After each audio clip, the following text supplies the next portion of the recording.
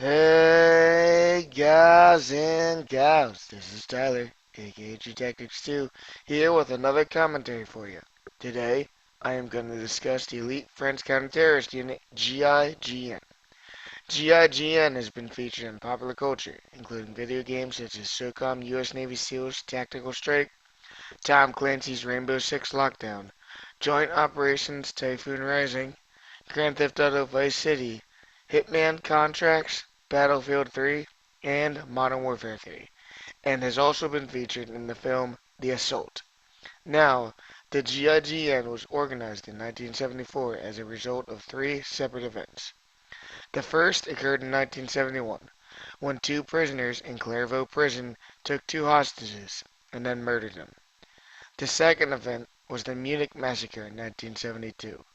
The third and final event occurred in 1973, when five Palestinian terrorists seized the Saudi Arabian embassy in Paris.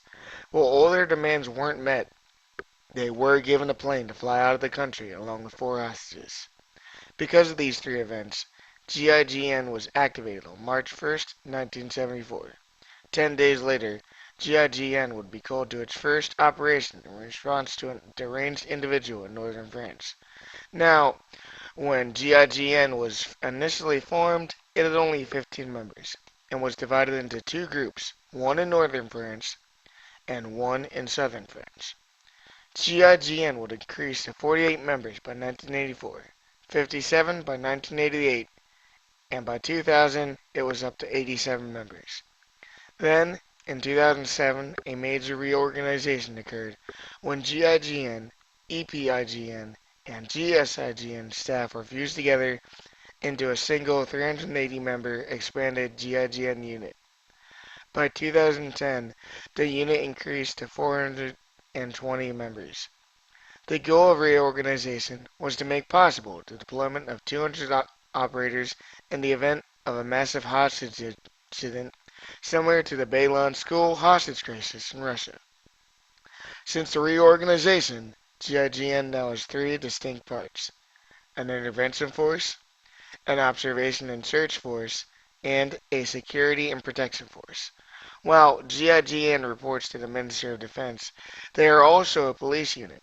This means they have the power of arrest, and also means they are often called upon to conduct operations against civilian criminals. Since their inception, GIGN has participated in hundreds of successful operations and rescued over 500 hostages.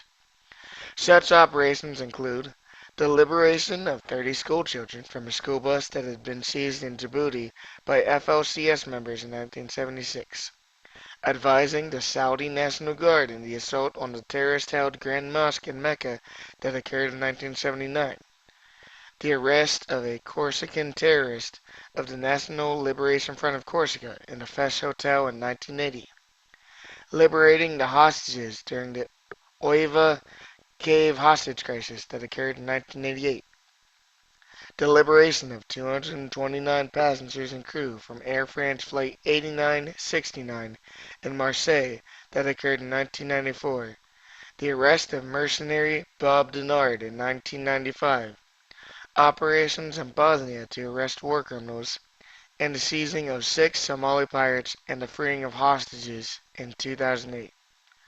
Selection for GIGN is quite rigorous and includes preliminary physical, swimming, shooting, intelligence, and psychological tests. One part of the swimming test is the ability to swim while both hands and feet are bound. Another test that is usually included is a bungee jump from a bridge to test if the candidate has a fear of heights. On average, only about 10% of candidates pass the test. Once an individual has passed selection, they are then given 2 months of general training and 6 more months of specific training to join one of the GIGN's units. Training includes intensive marksmanship practice. All GIGN operators are qualified with pistols, submachine guns, shotguns, and assault rifles. Also, a large percentage qualify as snipers.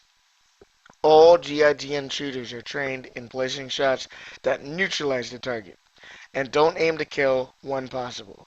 And in fact, GIGN has been recognized as having some of the best firearms training in the world. All operators are parachute qualified, and many specialize in both halo and hey-ho jumps.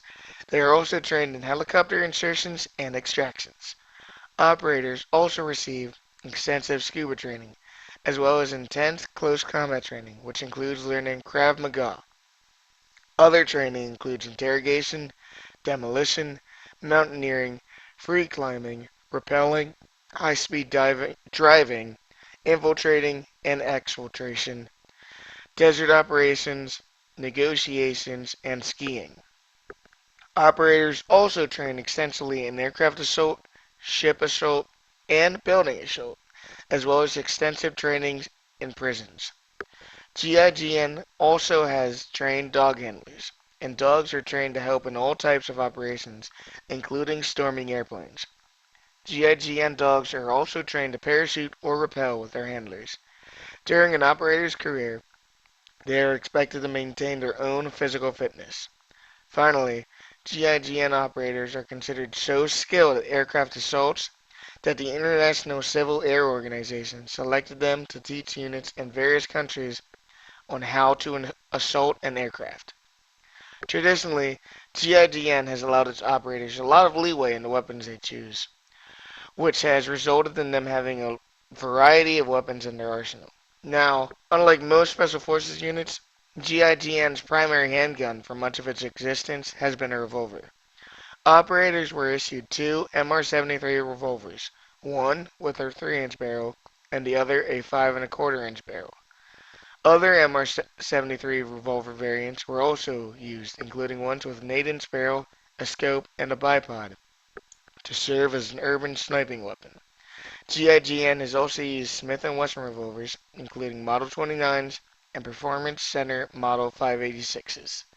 Gign has also been known to use Glock 17s, Glock 19s, Glock 26s, FN 57s, SIG Sauer P226s, SIG P2022s, Giots, MP5A5, MP5SDs, MP5Ks, FNP90s, H&K UMPs, SIG 550s, SIG 551s, SIG 552s, FAMAS's, Remington 870s, SPAS 12s, Benelli Super 90s, FR F1 sniper rifles, FR F2 sniper rifles, Tikka T3 tactical rifles, Accuracy International AW rifles, Barrett M82s, Barrett M95s, and PGM Ultima Ratio Hakati 2s.